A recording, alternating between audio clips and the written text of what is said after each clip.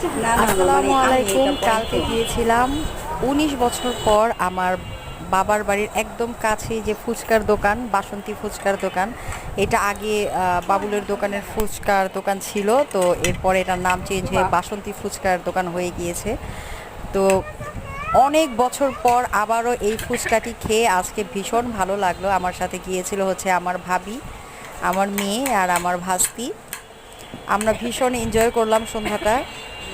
আর test যেটা বলবো, অনেকটাই আগের মতোই আছে, তবে আগে যেই রকম টেস্ট লাগতো ফুচকাটা আরও অনেক বেশি গরম দিত, যেটা কিনা আমার কাছে সবচেয়ে বেশি ভালো লাগে। এবং অন্য কোথাও কোনো জায়গার ফুচকা আমার এরকম ভালো লাগে না।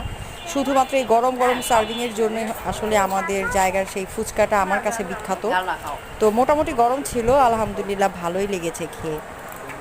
সবচেয়ে বড় কথা, অনেক বছর পর খেয়েছি তো এটার টেস্টটা যেমন একটু অন্যরকমই লাগলো।